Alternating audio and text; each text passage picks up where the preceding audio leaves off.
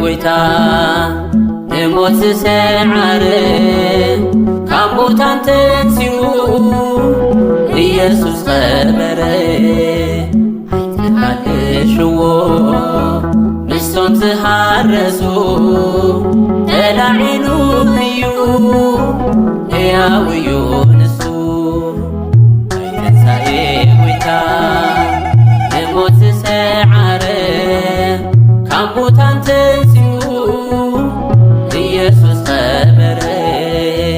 ኣይተሓድሽዎ ምስቶም ዝሃረሱ ተላዒሉ እዩ ሕያው እዩ ንሱ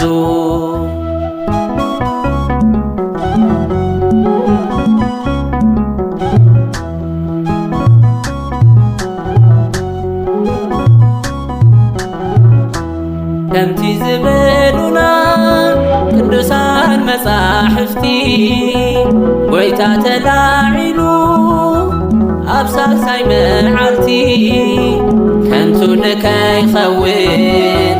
ምእንቲ እምነትና ምቑሕ ሞትና ሰይሩ ተስፋ ሰቢኹልና ናይ ትንሣኤ ጎይታ ንሞት ዝሰዓረ ካብ ሙታን ተንሥኡ ኢየሱስ ኸበረ ኣይተሓድሽዎ ምስቶም ዝሃረሱ ተላዒሉ እዩ ሕያው እዩ ንሱ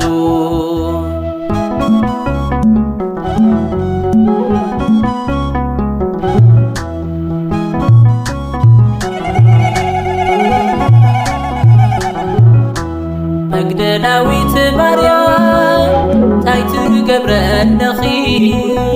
ተላዒሉ እዩ ኢየሱስ ፈታዊኺ ኪድ ንገርዮም ንኹሎም ሃዋርያት ንሓይሊ ስልጣኑ ከም ዝሰዓርሙን ናይ ትንሣኤ ጎይታ ንሞት ዝሰዓረ ካብ ሙታን ተንሥኡ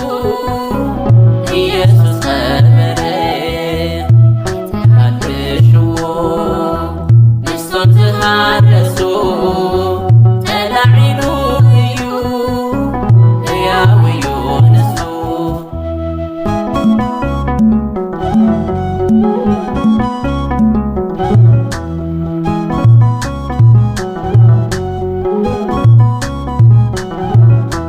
ብፍርሒ ርዒዶም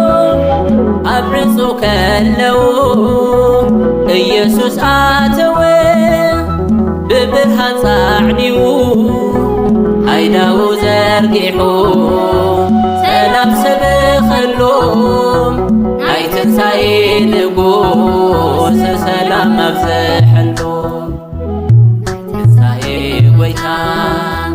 ንሞት ዝሰዓረ ካብ ሙታን ተንሥኡ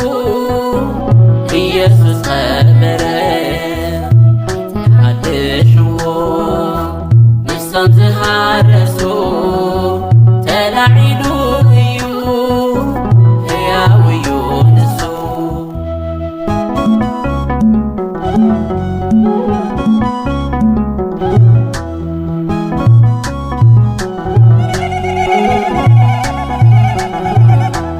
ናይ ኣይሁድ ካህናት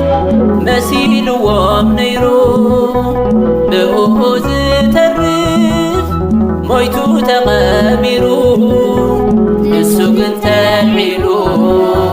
ናብ ሲኦል ወሪዱ ፍጥረት ነፃ ኾኑ ርእዮም ችንካር ሂዱ ትንሣኤ ጐይታ ብሞት ዝሰዓረ ካብ ሙታን ተንሥኡ ኢየሱስ ነበረ ተሃልሽዎ ንሶም ዝሃረሱ ተላዒሉ እዩ ሕያው እዩ ንሱ ትንሣኤ ጐይታ ብሞት ዝሰዓረ ካብ ሙታን ተንሥኡ ኢየሱስ ነበረ ተሃልሽዎ ንሶም ዝሃረሱ